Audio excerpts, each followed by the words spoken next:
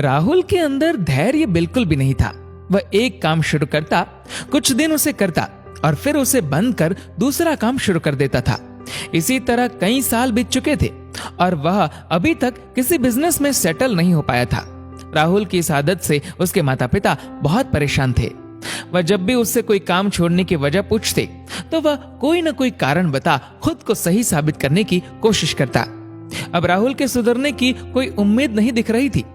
तभी पता चला कि शहर से कुछ दूर एक आश्रम में बहुत पहुंचे हुए गुरुजी का आगमन हुआ है। दूर दूर से लोग उनका प्रवचन सुनने आने लगे। एक दिन राहुल के माता पिता भी उसे लेकर महात्मा जी के पास पहुंचे। उनकी समस्या सुनने के बाद उन्होंने अगले दिन सुबह सुबह राहुल को अपने पास बुलाया। गुरुजी उसे एक बागीचे में ले गए और धीरे धीरे आगे बढ़ते हुए बोले, बेटा तुम्हारा पसंदीदा फल कौन सा है? राहुल बोला, आम। ठीक है बेटा, जरा वहां रखे बोरे में से कुछ आम की गुठलियां निकालना और उन्हें यहाँ जमीन में गाड़ देना।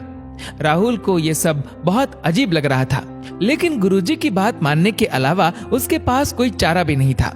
उसने जल्दी से कुछ गुठलियां उठाई और फावड़े से जमीन खोद उसमें गाड़ दी। फिर वे राहुल को लेकर वापस आश्रम में चले गए। करीब आधे घंटे बाद वे राहुल से बोले, जरा बाहर जाकर देखना उन गुठलियों में से फल निकला कि नहीं। अरे इतनी जल्दी फल कहां से निकल आएगा?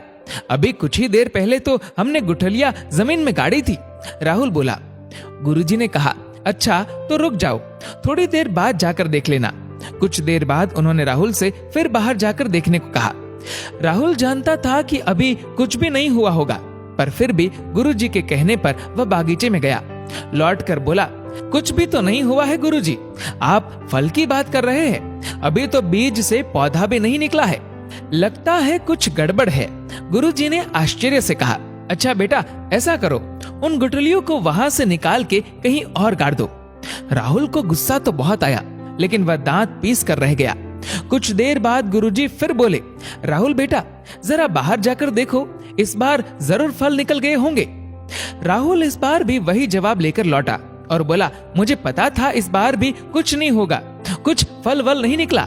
राहुल ने कहा, क्या अब मैं अपने घर जा सकता हूँ?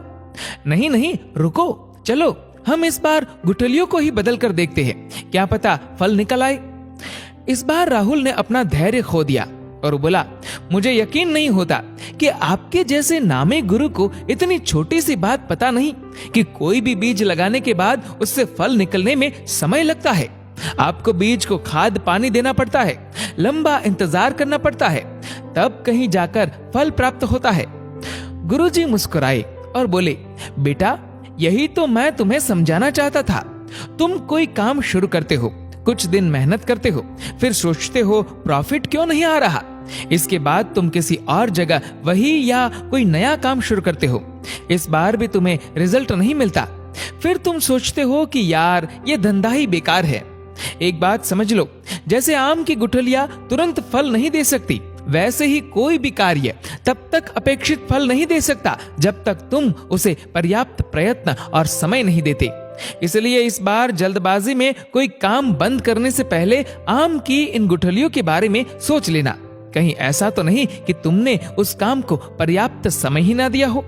राहुल अब अपनी गलती समझ चुका था। उसने गुरुजी से माफी मांगी। इसके बाद उसने अपने मेहनत और धैर्य के बल पर जल्द ही एक नया व्यवसाय खड़ा किया और एक कामयाब व्यक्ति बना। दोस्तों, जिंदगी में कभी हार मत मानो, क्या पता कामयाबी आपकी एक और कोशिश का इंतजार कर रही हो। दोस्तों, इस वीडियो को लेकर आपकी क्या राय है, नीचे कमेंट करके जरूर बताएगा। और अगर आपको वीडियो अच्छा लगा हो तो इस वीडियो को लाइक करेगा, शेयर करेगा ज्यादा से ज्यादा लोगों तक।